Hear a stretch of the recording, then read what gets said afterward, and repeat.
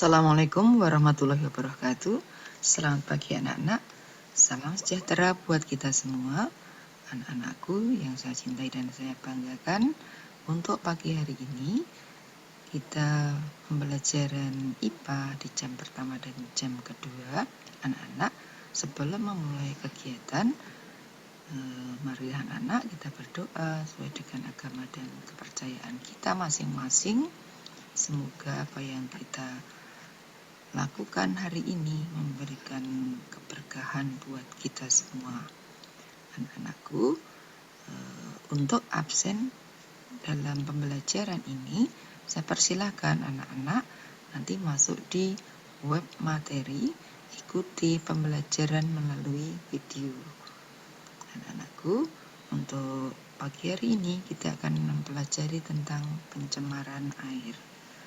Sebelum kita lanjut, anak-anak bisa mengamati tentang tragedi Minamata yang mungkin berita ini sudah pernah anak-anak baca di media sosial atau di dalam sejarah adanya wabah anak-anak di sekitar tahun 1949. Jadi di Minamata itu pernah terjadi wabah aneh yang menyebabkan ratusan orang itu mati karena kelumpuhan saraf. Bahkan ada yang sampai cacat fisik sampai sekarang. Menurut para ahli bidang kesehatan, disebabkan karena masyarakat nelayan itu makan ikan yang sudah tercemar oleh logam berat merkuri. Sehingga air laut pada saat itu tercemar dan menyebabkan ada tragedi itu. Anak-anak, sebelum kita lanjut, silakan anak-anak bisa mencermati, ilustrasikan gambar dua macam air. Ada air yang pertama, kalau anak cermati itu, air itu kelihatan jernih. Dan untuk air yang kedua itu air itu kelihatan kotor, berwarna, dan mungkin berbau gitu. Jadi bisa membedakan bahwa ada air yang jernih, ada air yang tercemar. Anak-anak, dalam pembelajaran kita untuk hari ini, kita akan mempelajari tentang pencemaran air. Akan kita pelajari meliputi apa pengertiannya, kemudian apa penyebab pencemaran air, bagaimana dampaknya, dan bagaimana cara menanggulanginya. Ya, kita lanjutkan bagaimana air itu dikatakan tercemar. Sebelumnya, dalam pembelajaran kita pada materi ini bertujuan bahwa setelah pembelajaran nanti diharapkan peserta didik dapat mendefinisikan pencemaran, kemudian menjelaskan macam-macam pencemaran. Yang ketiga, menjelaskan pengertian pencemaran. Yang keempat, dapat menyebutkan penyebab pencemaran air. Yang kelima, dapat menyebutkan dampak pencemaran air. Yang keenam, dapat menjelaskan cara penanggulangan air tercemar. Anak-anak, kita lanjutkan tentang pengertian pencemaran dulu. Pencemaran lingkungan. Lingkungan dikatakan tercemar itu apabila di sini masuknya masuknya suatu komponen ke dalam suatu lingkungan dengan kadar yang melebihi batas. Adapun macam pencemaran diklasifikasikan, ada pencemaran udara, ada pencemaran tanah, ada pencemaran air, dan ada pencemaran suara. Pada kegiatan pembelajaran kali ini kita akan membahas untuk pencemaran air. Anak-anak, ciri-ciri air dikatakan tercemar apabila air itu sudah berubah, baik warna, bau, maupun rasa. Jadi di sini untuk warna, jadi berubah warna. Sudah jernih lagi, mungkin di situ sudah terkandung racun atau ada zat terlarut yang bisa menyebabkan perubahan warna. Kemudian bau mungkin karena tercemar, ini akan menimbulkan bau yang tidak sedap. Kemudian kemungkinan juga rasa, bila airnya sudah berubah rasa. Adapun sifat-sifat air yang umumnya diuji untuk menentukan bahwa air itu terpolusi atau tercemar, ini dapat dilihat dari fisik, yaitu bagaimana tingkat kejernihannya, dan adakah perubahan suhu yang mencolok dengan tidak hanya suatu perlakuannya, jadi karena ada suatu pencemaran menyebabkan berubah suhu, bisa juga berubah rasa, warna maupun bau. Kemudian secara kimia itu dapat dilihat adanya zat kimia dalam air, kemudian ada logam terlarut, kemudian terjadi perubahan pH. Kemudian secara biologis, ini ada organisme pencemar yang menyebabkan suatu penyakit. Adapun faktor penyebab pencemar air ini ada dibedakan.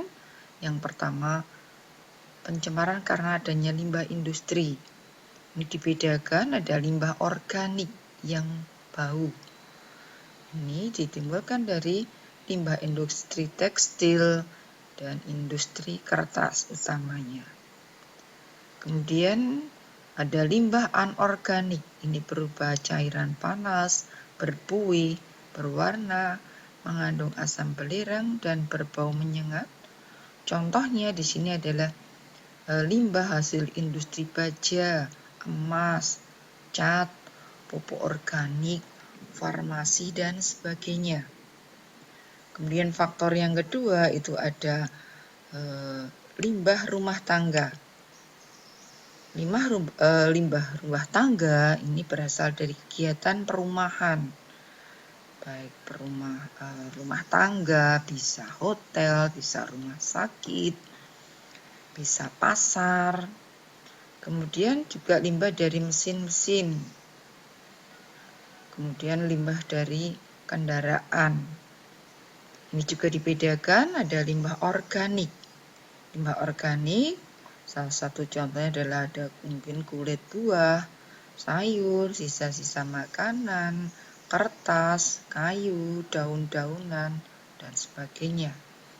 Kemudian untuk limbah anorganik ini bisa ada rongsokan besi, aluminium, plastik, kaca, dan seterusnya.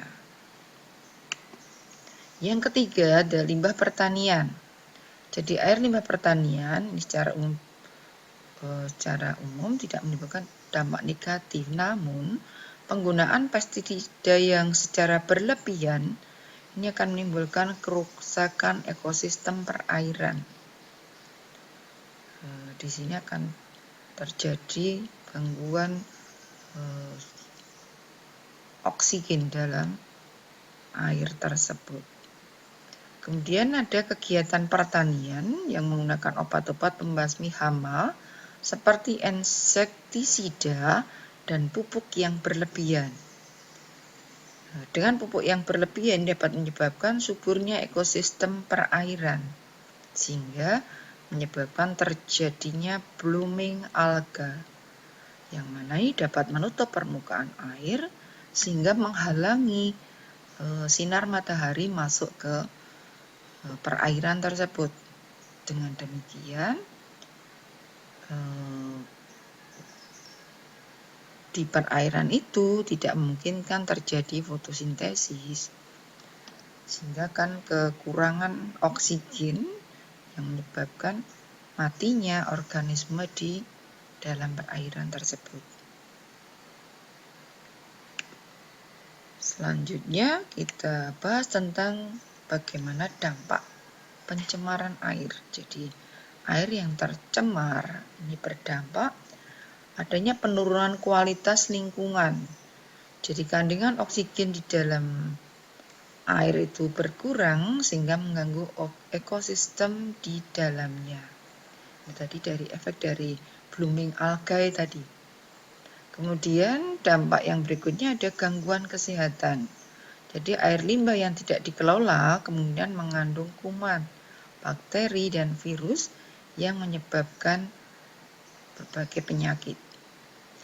Ada penyakit yang disebabkan oleh bakteri, ada penyakit yang disebabkan oleh virus.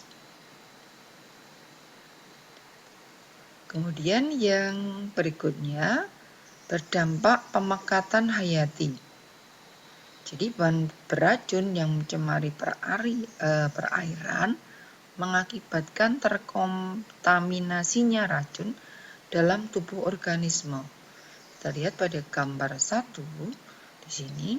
Jadi ini dari air yang tercemar. Di sini mungkin racun ini dimakan oleh hewan dengan secara berantai sehingga akhirnya di sini ikan ini pun jadi beracun kalau ikan ini dimakan manusia, sehingga di sini manusia akan mengalami makanan yang tercemar sehingga dapat mengganggu kesehatan. Adapun dampak yang berikutnya ada mengganggu pemandangan. Jadi anak lihat pada gambar 2, jadi di sini ada pencemaran yang kalau dipandangnya memang benar-benar ini tidak enak untuk dipandang. Jadi terlihat kumuh. Dampak yang berikutnya ada mempercepat proses kerusakan benda. Jadi dengan adanya air tercemar ini, air limbah ini mengandung zat yang dapat diuraikan oleh bakteri anaerob menjadi gas yang dapat merusak seperti H2S. Jadi menyebab adanya hujan asam sehingga mempercepat terjadinya korosi pada logam-logam yang terkena air tersebut. Sehingga ini mempercepat rusaknya mungkin jembatan yang terbuat dari logam ini karena adanya gas asam.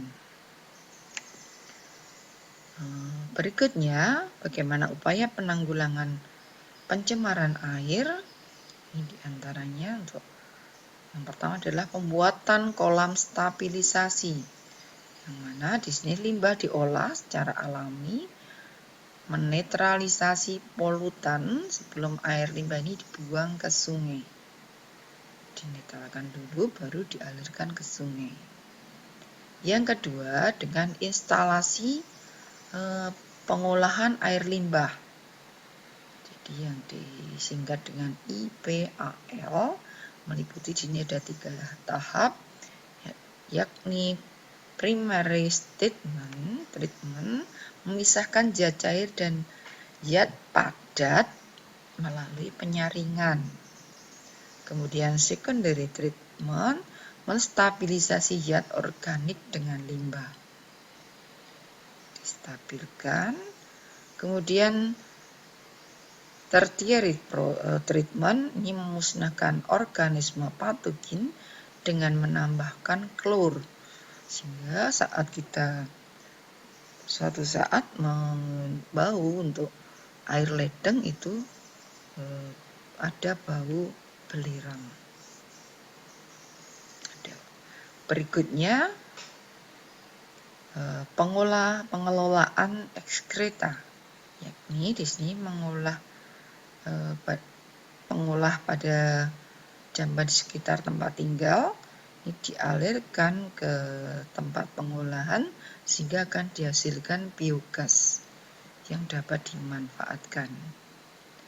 Berikutnya yang keempat, dengan upaya meminimalisir pencemaran sampah melalui 4R. Yang pertama, recycle, yaitu daur ulang. Ini dapat dibuat menjadi pupuk kompos.